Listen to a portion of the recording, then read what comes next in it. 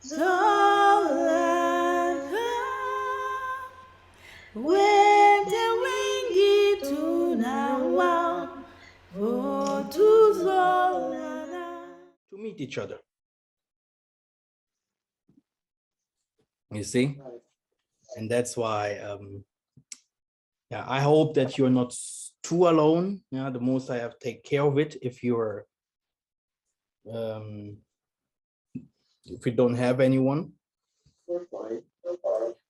In this awakening, I know that the most of us we want to have a partner, that is in the awakening, that is in the truth, and all these kinds of things.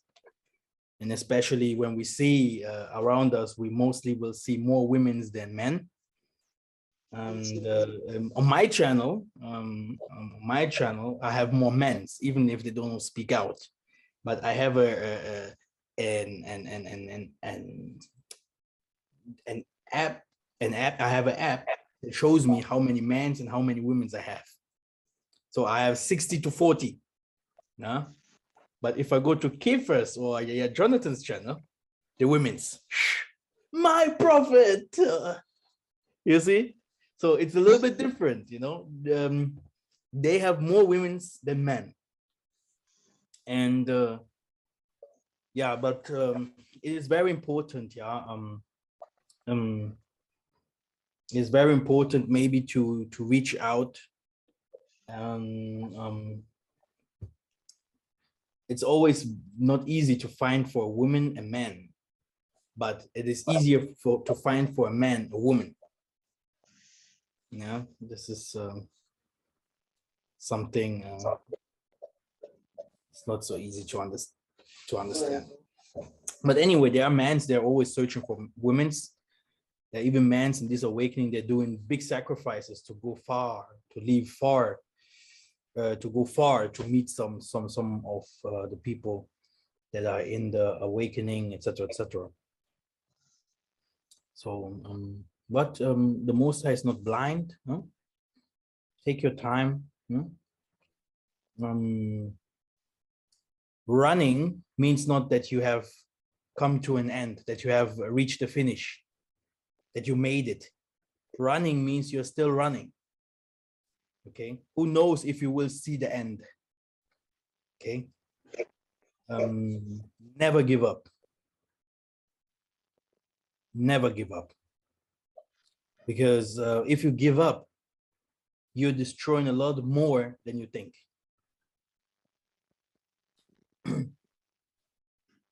Yeah. Do we have someone new here maybe who wants to say hello? Yenge again to everyone that is here today. Yenge, brother. Yenge family. Yenge, brother. Yenge. Like I have said, normally Santa Claus used to come to knock on your door, but to me it did not happen. That's why I'm here. All good. We are here. I will explain why we are here. When we are here, you have to know, before we had an assembly or stuff like that, we used to go to church, right? We used to go to church. We used to have, you know, a place where our parents or our grandmother, grandfather, they used to take us, and there we used to unite and pray. And this year is the same. There's no difference. It is an assembly from people that believe the same thing or believe in the Most High. And the Most High said, when you are alone, it's good to pray, but when you are with more people gathered, it's even better. So now, it's not bad for me, I have to say the truth. I don't celebrate these feasts, but I understand people that does celebrate these feasts or are together with their families. If they get the opportunity to do so, It's very good to sometimes to talk to each other, to sit together with the family, to have conversations, etc., etc. Okay, to have a little bit fun, and yeah, I understand this completely. Yeah, you can also go to a birthday party and not dance on the shaggy music, you know. You can also just sit there and watch people and talking to a friend about the Most High. You can do that. Okay. This doesn't mean that you're not in a pagan party. You are, but you don't do the things what they do. Okay. And we should also never forget we are humans. We have to live. Where we are breathing, our heart beats. We are always warm. We are living creatures, which means we do mistakes, and mistakes are good. We are learning from our mistakes, and this shows that we are growing. And after that, we have only to show maturity, and everything is fine. We even do mistakes by our partners that we choose, or friends, you know. Yeah. So that Nzambe said, if a friend or a family member or anyone else does, hurts you, you should forgive him 7,007,777 times, always forgive him. Why do you have to forgive him? It's easy. The person that have done this wicked things to you, he will leave, he will go his ways. But you will be hurt. And this pain will never leave you until you let go. Until you say, I forgive you. This is the word. Go your ways. Maybe you don't want to have anything to do with this person no more. Or you say, I forgive you. You can call me again, or, just be careful. That's it. But until you haven't said this, you will have the weight, in your heart, in your bones, in your veins. It will hurt you. It will push you down. You will always think on this person. You will be angry. You will be mocked. And that's why we have to be very careful. And that person is just doing his life. He's doing the same things what he have done to you, he's doing to others. And that's why we have always to be ready to let go, to forgive, and to continue our lives. There are so many things that happened to Abraham and his wife. There are so many things that happened to Yissa'Yah before he was hung or crucified or whatever. So many things happened to our forefathers. So many things happened to us. I had people, mothers here, they have lost their child in England. This child were shot. The other one, someone killed him with a knife. Things like this. Just young people, young, nice boys. They could become whatever, presidents, police officers. Where are they now? You raised up a son and you think nothing will happen to him. You think that he will bring you under the earth. Now you have to bring 18 years or 20 years or 30 years old son under the earth. What did he do? What was his way? Why did you even bring him to life? It's better. You would even curse yourself and say, why did I even put this boy or girl into this world? It's complicated. Very complicated. And if we start blaming ourselves, it won't help at all. When we start blaming the Most High, we will also not move forward. But I tell you what you have to do.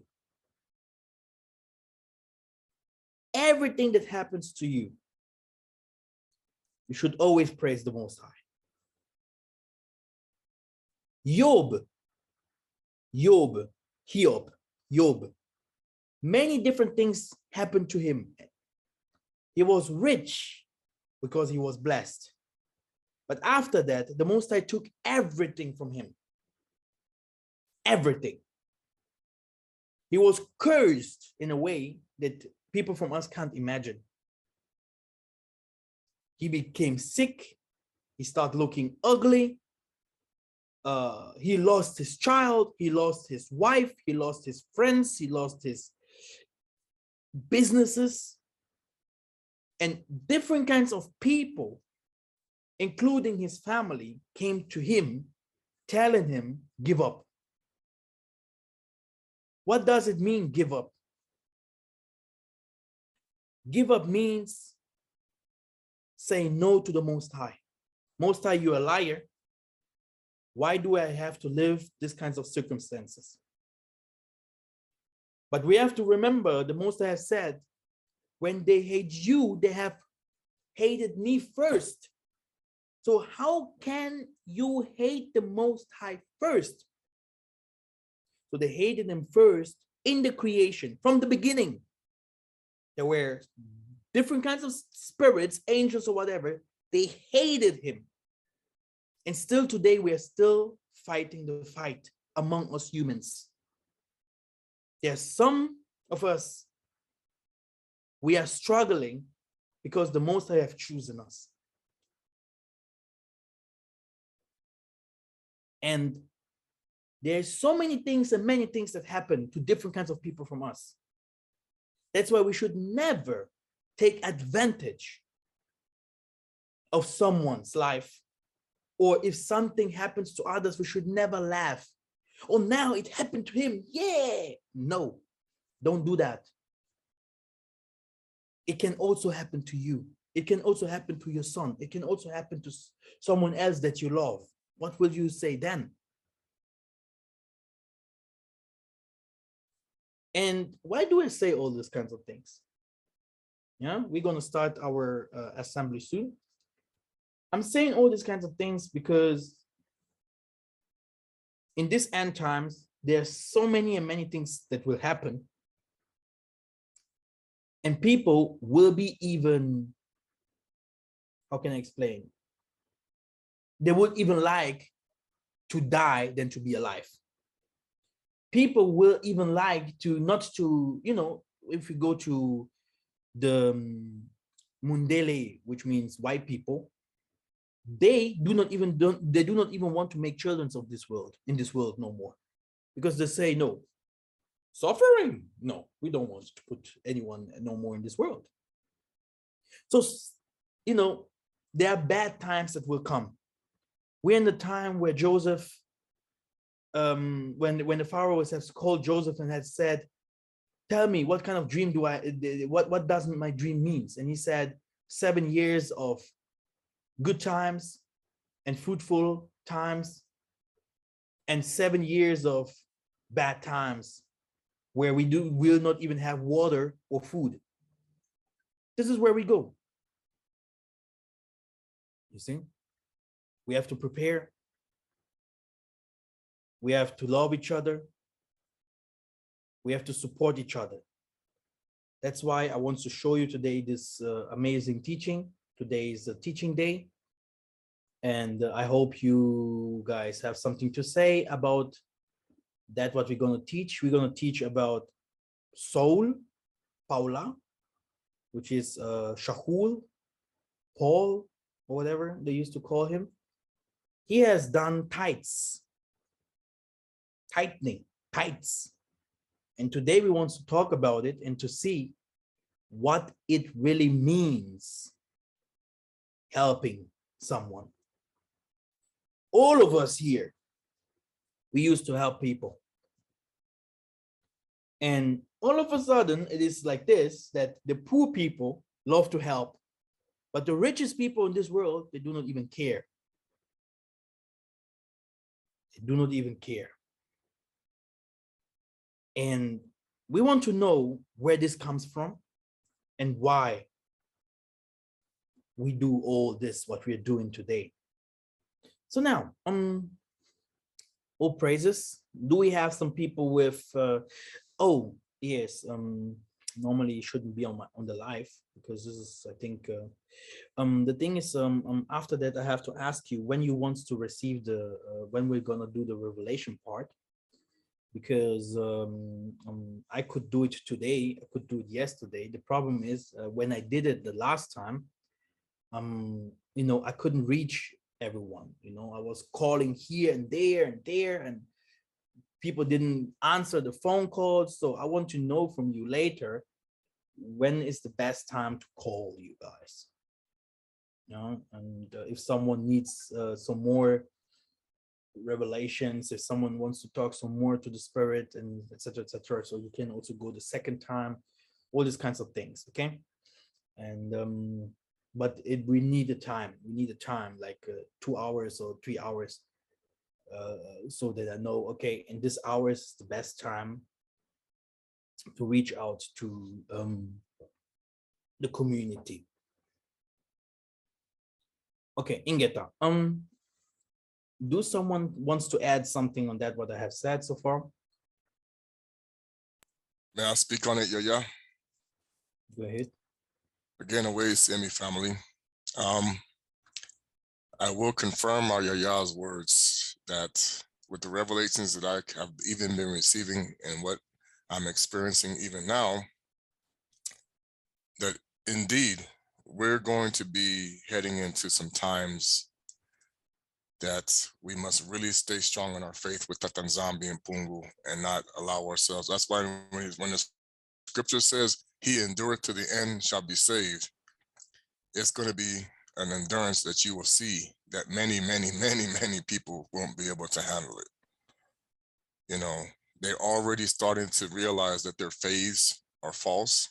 They're walking away from, I even saw where they made a report saying that here in America, people are walking away from organized religion because they're realizing now, as we've been preaching this truth, it's getting around, it is false.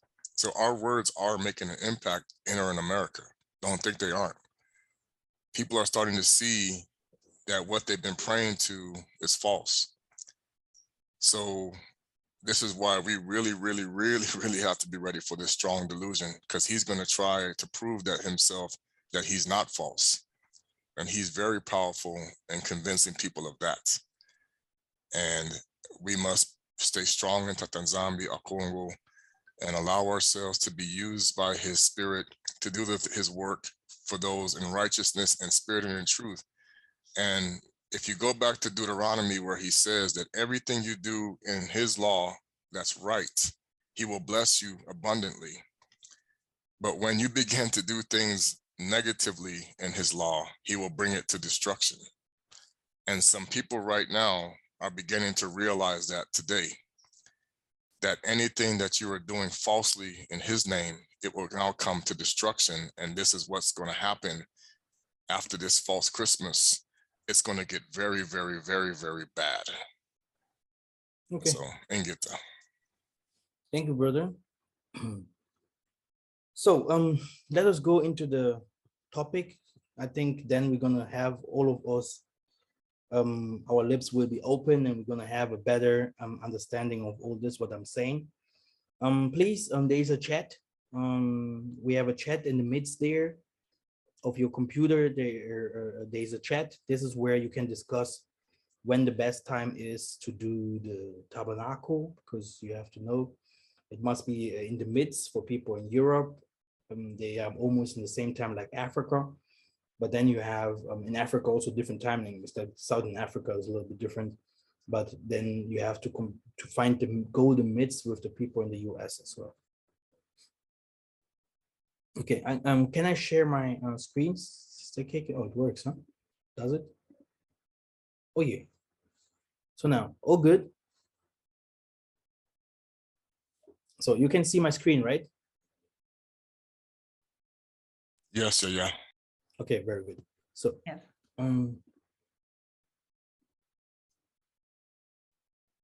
Okay, it's everything very small, but let's try like this. Okay, now let's see. Gifts that Paul collected were not to be used for his own needs. Okay. Now, when you see, this is where all of us came from. The most of us came from here. A cracked continent, okay? Whether African Americans, whether Latin America, Southern America, or me, I'm a diasporan as well. You know, even the people in the land, you know, even the people today in Europe, you know, we used to come from here. And it is, yeah, it is a land of the saints, but this is the reality of it. It is poor, poor. Now, they call it Africa as a cover up, but that word ain't scriptural. Okay. Now, brothers and sisters, do we have someone here that ever have worked in an organization like Red Cross or something else, where UNICEF, where they used to help people in Africa? Maybe that person can explain us a little bit what is really going on in those organizations, or what they do, or how it works. No one? Okay, all good. Now, we're gonna come back later to it. For as touching the ministering of the saints, it is superfluous for me to write to you, 2 Corinthians 9:1. So I thought it is necessary to urge the brothers to visit you in advance and finish the arrangements for the generous gift you had promised. Then it will be ready as a generous gift, not as one grudgingly given. What does this mean? Okay. It means, oh, sorry. No problem. It's gonna be like what It happened. will be clear from itself very soon. Okay. Now, after many years, I came to bring alms to my nation and offerings. This is Act 24:17. 2 Corinthians 8:18-20 says, and we have sent with him the brother whose praise in the gospel throughout all the churches. And now, praying us with much entreaty that we would receive the gift and take upon us the fellowship of the ministering of the saints. And now here, only they would that we should remember the poor, the same which I also was forward to do. 2 Corinthians 9:12. For the administration of this service not only supplied the want of the saints, but is abundant also by many thanksgiving to Yah Nzambe.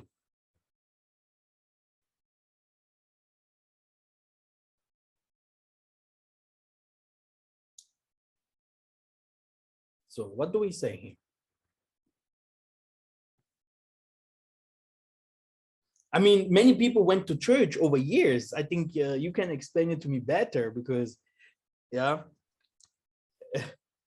I think especially for the people who knows about to give 10% of your income and all these kinds of things, can explain me exactly what is going on here. Well, indeed, it's about giving from your heart to the Most High with no doubt of any kind that you will receive the blessing. And of course, for those of us who have gone to church, this has been a predatory mindset that was used to deceive many, because they took the advantage of those who had this generous heart that wants to give to the Creator not grudgingly wanting to, you know, our ministry receives the gift. And okay, I will break it down. But go ahead. The ministries of the Levites on the time was very well constructed. It had an administration, and some of the money that they received, the most of it was used for traveling, ministry, and it was also used to help the poor. To help the poor. Which means that what you see here today, what we call charity, is nothing new. Our forefathers, there was never someone that suffered hunger, thirst, or he was homeless. When Yissa'Yah appeared, he was asking his disciples, did you lack on anything? They said, never, ever, master. We never lacked on anything, brother. There was a time that they went to mountains and Yissa'Yah was teaching and teaching, and they had hunger. They was hungry. What did he do? He multiplied fish and bread. He multiplied just to show that where he is, people will never go perish. They will never lose. Where he is, people will be always fine. When Moses was taking the children of Israel out of Egypt to the promised land, they started to blame him. Oh, in Egypt, we live better, la, la, la, la. But at the end, when they arrived to the promised land with Joshua, they received everything double cup, because what they have seen in the promised land, they couldn't have it in Egypt. When Abraham and Lot, they was wandering, rich people, they had never any problem. No one that was with them had any problem.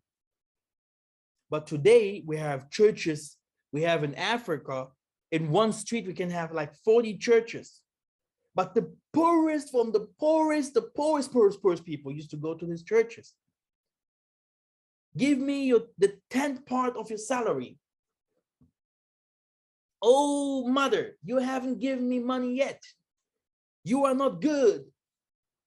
And they are louder in the church with the microphone in the hand. It will be like, Brother Trey, you are the man. You are paid $50 every month. Next month, make sure that you're giving me 100. Oh, hallelujah. No, things like that. It became commercial. It is commercial. When Yissa'Yah saw that in the temple of the Most High, surely this temple that he saw there, it wasn't from his father. It wasn't the King David's temple.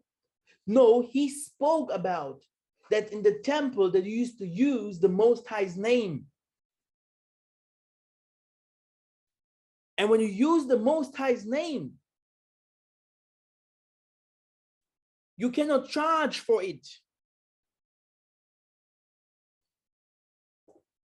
You cannot take advantage from people by telling them, give me money. If not, I can't do this and this for you if you are anointed to do so.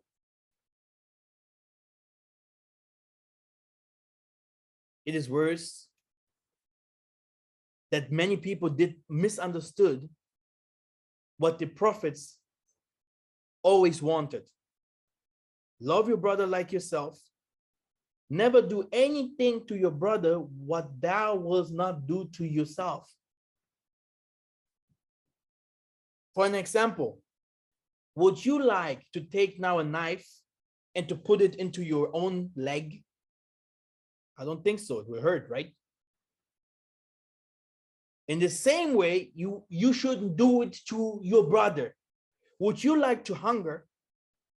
I don't think so that someone wants to hunger. In the same way, you should also feed his people. And in this world, there's some people that taking advantage of people that have a big heart. There's some people that are, how can I say, they are easy to manipulate. They are lovely people. They believe in the good things, which means everything that you would tell him or her, this person will always try to fulfill and to make this happen. And we cannot blame those people because the Most High made them like this. And you will also not change those people because the Most High created them to help others. They will always help. This is how they are. And then you have people, they do not even care a little bit about anyone but themselves. And this is how the Most High came with the idea to do charity work inside assemblies, inside churches. And today it became charity organizations from the government or other organizations, Jewish organizations or whatever they used to call themselves. And this is how it looks like. They used to send us clothing like this, clothing that people have already used.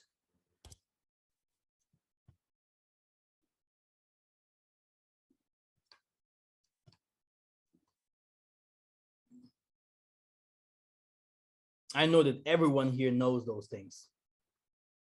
You know, in Africa, it is nice if you get a shoe or a t-shirt that is used, but it looks good and it's cheap.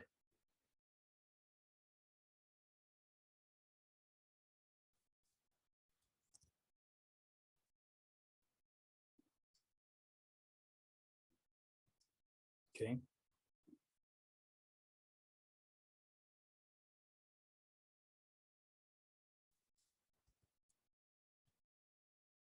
What is this for help that people get, but the help does not really help us forever?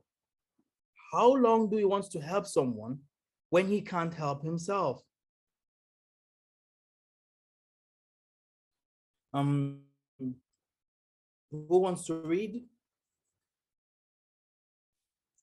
I'll read. Okay, go ahead. When the Holy Scriptures hint on the term the poor, they do not only infer to the poor in heart, but also to the ordinary physical poverty. How do I know that? Well, the holy precepts are generally double in meaning, and that he would show thee the secrets of wisdom, that they are double to that which is. Know therefore that Yah Nzambe exacted of the less than thine iniquity deserveth.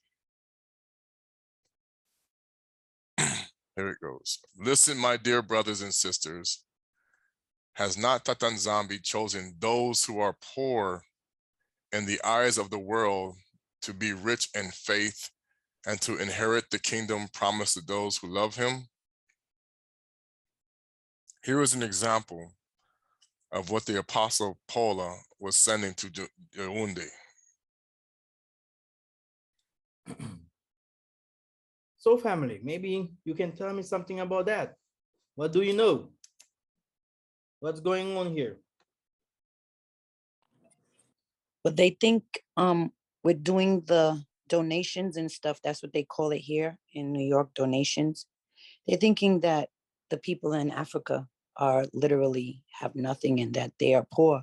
So they tell us up here, bring your clothes, bring what you have. It doesn't matter what it looks like, just bring it, because people in Africa are literally starving or needs of clothing, shoes, stuff like that, socks, underwears. And it's crazy because of what we're hearing now. That's not what Africa is.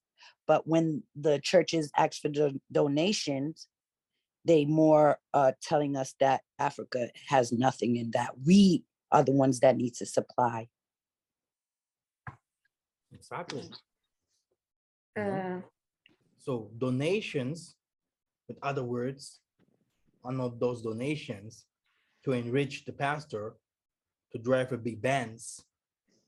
Yeah, I have something to say. Yes. Okay, those donations that they ask for from you in the diaspora, whenever they get to Africa, they are sold to Africans. They are not for free. We pay for everything. Everything is paid for. That's why you see that those who are really, really poor cannot afford even clothing, because everything is sold. Those things you saw on those pictures are washed and prepared for sale. It's that bad, because even the government things that are written not for sale, you still buy them with money, even while it is boldly written not for sale. That is what happens in Africa. What's on there? May I add something to what the sister said about that? Is that all right? Okay. What I was going to say, on this side, we now know, and this is something that most people don't even know about these organizations, okay? And I've tried to explain this many times. They're not doing this because they think, many of them are saying that they convince you you're doing it to help people, but really what they're doing it is for a tax write-off. So when you got these corporations that they make billions of dollars, okay? They know they can't pay too much tax at the end of the fiscal year. So what they do is they dump all these donations and monies into these organizations so that they can have a tax write-off against their organization, okay? Under the concept of giving and donating, okay? It's false. They're doing exactly what he said not to do. Do not trumpet your donation to the public, because what they do is they make it look like, oh yeah, so-and-so gave so much money to this corporation, so much money gave this one. So you don't see the dirt that they're doing behind. You see the good part, but you don't see the bad part, like what she just said. So over here in the diaspora, you're convinced to the churches and everything, oh yeah, these people are receiving our donations, okay? But then they're swindling them on the other side, the part that we don't get to see. Because realistically speaking, they don't really care. It's about saving themselves money. But they push it to you like they're helping, but they're really helping themselves to continue to make more money under the guise of donation. Do you know what I'm saying? Do you know why I'm putting this video out there? Because, our people are still depending on donations and help from others. It's very important to help others, donate to others, etc., etc. But when you see how Paul, Yissa'Yah, Abraham, and all of them have done this, it was always for a benefit of the whole group, for all of them, which means you help a community, you can go and visit the community and even find peace there, and you see that what you're doing there is bringing fruit. I can give you an example. I have some, a lot of clothing, new clothing, good clothing. I have given it to several people in the Luanda, in Angola. And still today, after 3 and 4 years, you will see it. It looks good. The shoe looks good. The sweatshirts and everything that they have given those elders. They are church members, church leaders. You can see how they used to protect their clothing. They take care of their stuff. They take care of value. It values for them. Exactly. Yeah. And this is where I see I have done it right. But if I see someone, you give him a phone today, 2 days later, he's going to sell the phone, then you know that person there, he don't need your help. Because he was crying for a phone, right? Oh, I need a phone. And I'm also not only talking about people in Africa. I'm talking about ministries itself, but I'm also talking about people around us, our family members. We know how it is. Helping, but when will you help yourself? Everyone that says, I have a business idea and say, hey, this and this should work out. Okay, you try. It did not work out or whatever. Then you say, hey, look, I don't want to deal with you no more because I saw it did not work out. But the same person will come again and say, let's try again. Let's do again. Let's do this again. Then you have to start asking yourself, what did you do with the last money? Where did it go? So in these times here, we have to be very, very careful, very smart, where you used to put the little money that we have into. We used to have something, we call it likelemba. Likelemba is everyone gives, you can have different kinds of people putting money together. Yeah. It's called a susu. A susu? Can you explain? In Trinidad, well, my mother is Trinidadian. It's called a susu, right? So it's like he's saying, different people put in any amount of money you want, and that pile of money, it could be like $5,000 somebody needs out of that pile. So that person would take 5,000, and they would then have to try to get that money back in, so the next person can get whatever monies they need. So it's called a susu. Exactly. Which means that what do you do when it's your turn and you receive the 20,000? It's easy. It's easy. You can do it here, 20,000 easy. And you can start. It's like you're taking a credit by the bank. The same thing, but it's even more secure because the bank will give you tax, and that one has no tax in it. You just pay the money monthly or monthly back. Yeah, they practice in Haiti too. It's called a sol. It's like you're borrowing from yourself from the future. Exactly. So you have different kinds of ways that our people has used to help each other. No joke. Someone that has nothing, we can say that, okay, no problem. We're going to give you today everything. In 1 month, you will do something and give it us back. And then you can give us monthly back. No one was poor. No one was suffering hunger. But look at Africa today. Look at our people all over the world, how they used to struggle. How can that be? How can that be? That people wants to take advantage from people and say, now praise me that I am the king, I am the best, and give everything to me. I do not understand. I do not understand how someone can have this kind of heart, even to think like that. Well, it started with Esau. We got to remember, if he was bad-blooded, thinking, minded, walking, thinking bad-blooded, this all stems from his area. I mean, that's just my perspective of it, because we didn't have to suffer. And if Africa is filled of minerals and golds and food and all this blessings, he knew that land was preserved for the good and not the bad. But when he see that he weren't getting piece of the good, and normally we shouldn't suffer.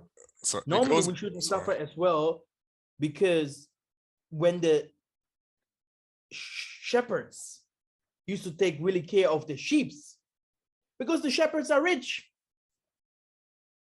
Do you know that the most of the church leaders, they are rich? How can that be? How can that be that the leaders are rich and the people that serve them or used to pray in the same community or used to believe in the same thing, well, you know, why are they poor then? This doesn't make any sense.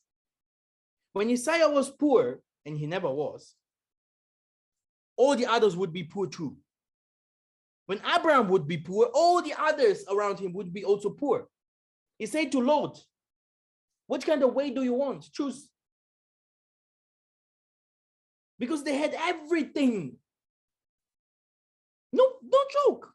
I remember, you know, one day I have to interview my mom. Huh? She will tell you, no one of them suffered hunger. Colonization came and this destruction started. No one knew how to do agriculture no more. No one knew how to take care of himself no more.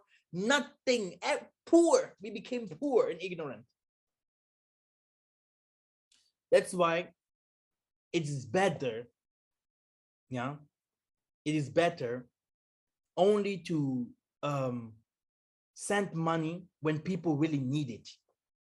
If you see someone says, hey, I need the money now for this and this reason, then to say, oh yeah, I want to give always to a church money, and you do not even know where this money goes to. The thing here is, I don't talk about the small assembly here or the small assembly from Keepers or whatever. I'm talking about those who used to donate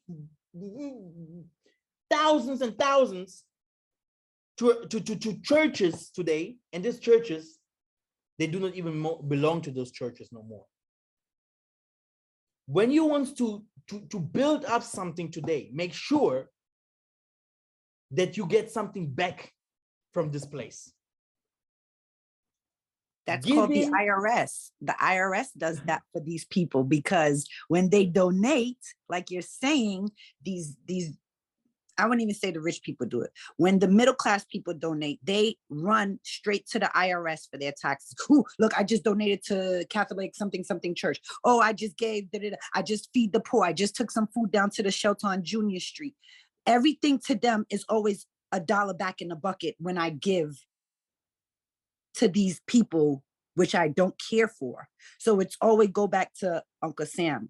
So if I give you $1,000, best to believe I'm going to go and write that off with the IRS so I can get a double on that. Yeah, the life is like this, I tell you. Giving and taking, this is life. I know that many people do not know what I'm talking about, but giving and taking, which means you give and you also receive. But if you always give and you do not receive, something is wrong.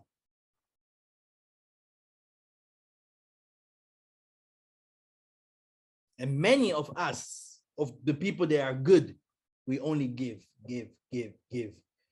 but we have also to know how to receive. It is important if you see that also people helps you.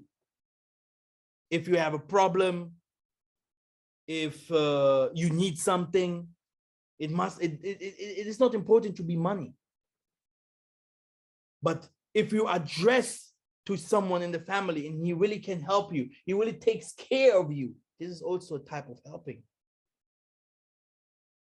If you can trust someone and he's taking care of something of you or from you, or you see, how many people do we have around us that we can trust and say, do this and this for me, and this person will do it?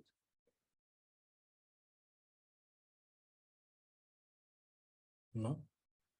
And now, I don't want to lie to you. Many people need Africa.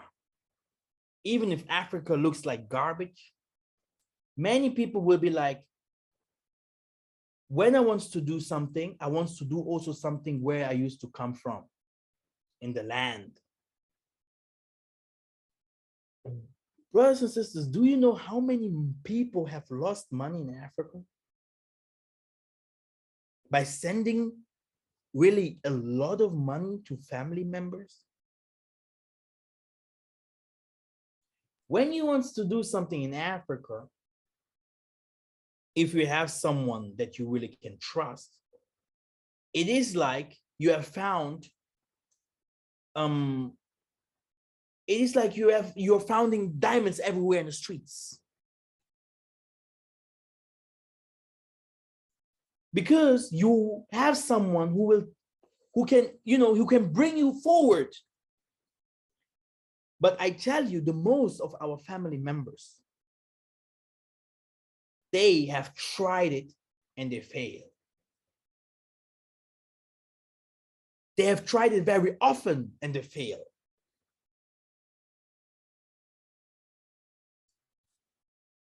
This is a warning. If you send people to Africa, make sure that these people are really working hard and really trying to build something up.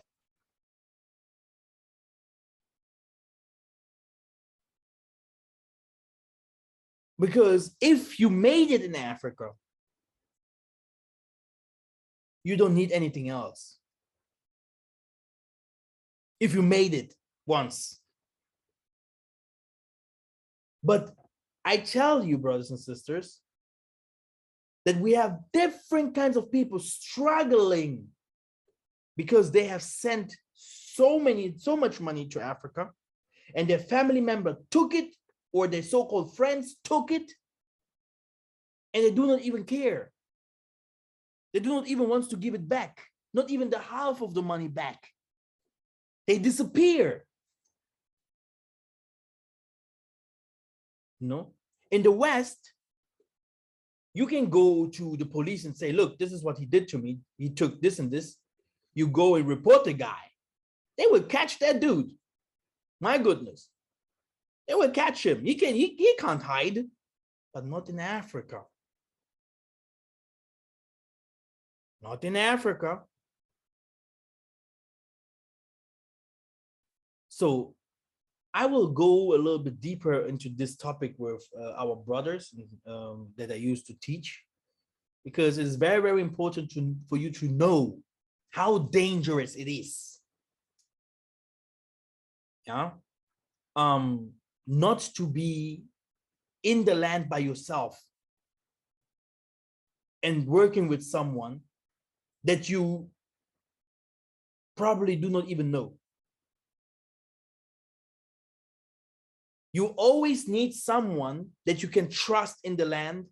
And then from there on, and I'm talking about 2022. Don't think I'm talking about our past. I'm talking about the future. If you want to do something with someone, the likelemba and all these kinds of things, make sure that the person, yeah, is the right one. Then you will survive. Every one of us want a 30,000 or 40,000 in the bank. And every one of us wants this money to grow.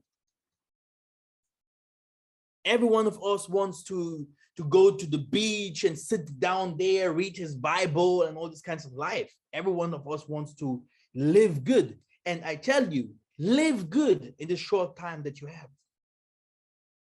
Have fun, okay? Enjoy life. It's important. But you have always to know and recognize the Most High, that everything that you're doing. You need the right partners. You need the right friends. Yissa'Yah said, don't call me master, but call me a brother. You need brothers. Alone, you can have 100,000. You can have 150,000. You can have 1 million. You won't make it. One finger can't wash the face. One hand cannot wash your face. You need both of it. So many people do you need to live good in this world? Find them now. You see? So you see that some of us, they went out there searching for friends for many years. Searching for friends. When will I have a friend? There are people searching for friends their whole life. When will someone accept me? Who will like me how I am? And some of us never found not even one. And can you imagine that the scripture is saying that if you're alone, you won't make it? Can you imagine? You need people to know how to get rid of this pandemic. You need people how to tell you to come to the land. You need people to tell you how to get a cheaper car, a cheaper house. You need connections. You need friends. When something happens to you that you can call on, here, help me, this and this, help my wife, help my sister, help my son. You need people. Where are they? Where are those people? Where are they when you need them?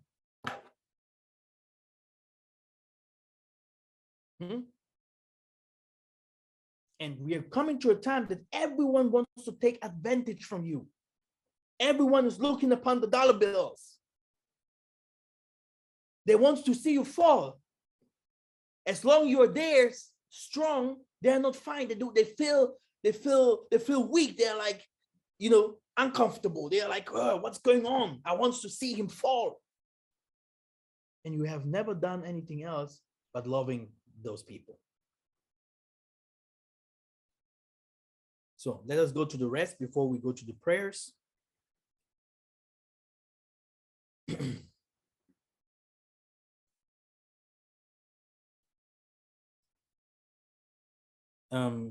Yeah, you can read. I hope you can see that. Okay, where Here, this part here, and down here. okay. Then the disciples, Start here. Start where? Here. But to be sent to Africa. But to be sent to Africa to help the poor, i.e. his countrymen, diaspora's assistance. So gifts that Paul collected were not to be used for his own needs, but to be sent to Africa to help the poor and to help the diasporans assistance. Now you got it, why I'm crying out here like this. Even we as the diasporans, if we want to build up something, we need each other. That's why it's even always better if you take a group of the diasporans who has the same spirit and thoughts like you, who know the sufferings of money in the company, working hard for white people to get $9, $8 an hour. But if someone thinks, oh, I just go by myself, I'm a hero, I know everything. you will suffer. That's why it is very important to call someone a friend. It is very important to call someone a brother. It is very important to have someone that you can trust.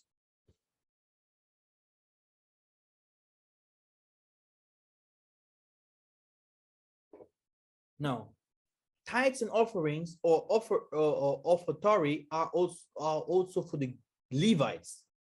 This is a complete story that I can say so many things. Normally, today it became for everyone that calls himself a pastor, priest, and we're becoming more and more. Everyone will be a priest and pastor because he understood the word Bantu. Tomorrow he goes and opens his channel, boom, he became the major priest and become the major pastor. You know, everywhere, even in the Latin America, you know, and they used to speak Spanish, right? If you see them speaking, you can't follow. Oh, in Jesus Christus, Maria. It is sad. It is sad. You can't imagine how much damage the word of the Most High have done to his people. It is better not to give anyone money than always to start giving someone money and you do not know what the person is doing with the money or for what this money is for. And then it is always good to build up something, have a project with someone or some people. If you see,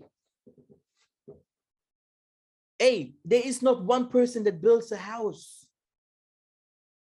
There's not one person that builds a hospital or that builds train stations or builds orphanages or stuff like that. When you want to help someone, ask, hey, I do not find my name there. Give me the contract. Show me. Now, the help that I will do, we're going to build these things up slowly. All the money that we as a people have sent to the churches, when we would gather all this money together, we would be maybe the richer than Bill Gates, or we would have so much money. There are, especially Congolese pastors, they used to do to gather the assembly together.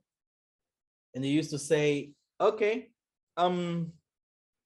every family, in every family, you guys give me 500 euros or $500. I want to build a church or whatever. It's all good to build a church. The Tokwis church was built like that. The Kimbangis church was built like that. And I think many server churches were built like that, that the assembly put money together and they built the house for the Most High, where they can go and pray. Now listen, it's all good. It's the house for who? For the Most High. But when the house was built, they found out very fast that the house wasn't for the Most High no more. The house was now for the pastor's house. And why? Because when we have given the money, we have forgotten to put our name there and to say, I have also given my $4,000, $5,000. And now the house also, this corner here, this acres, is mine.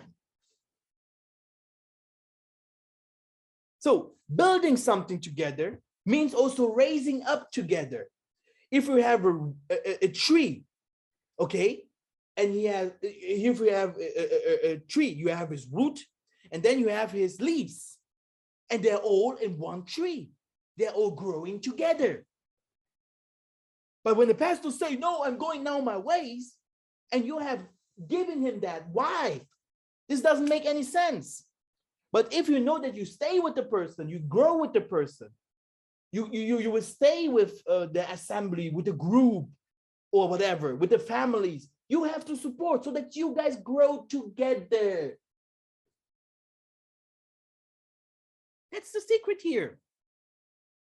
If you are helping your husband, you want him to grow. If you are helping your wife, you want her to grow. If you're helping your child, you want them to grow.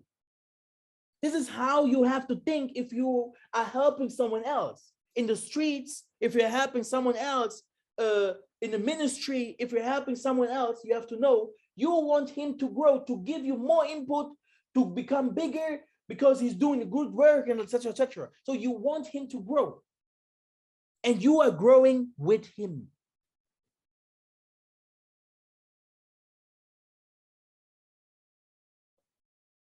You don't go and just take your money and put it on the fire. It's the same thing if you take the money and start giving it, you go to club and throwing it away. Here, I have money in the club. This is the same thing what we're doing if you're donating to someone or to some things that it will never bring the fruit thereof.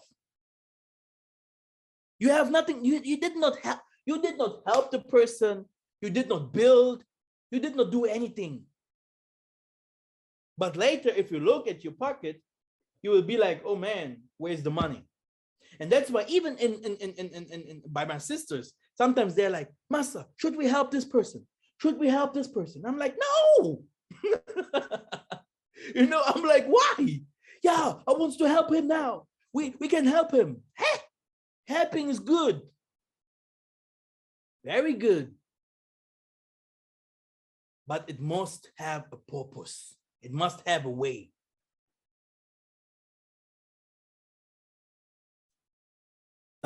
Yeah, can you read this one here? This part?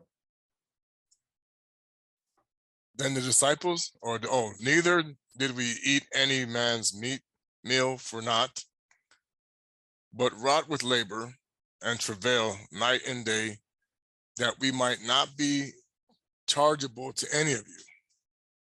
What does this mean? Well, indeed, there's other scriptures I've read other than this that say you will only do what your labor requires and nothing more. You're not going to try to swindle people out of anything more than what you're doing. You're supposed to do your work.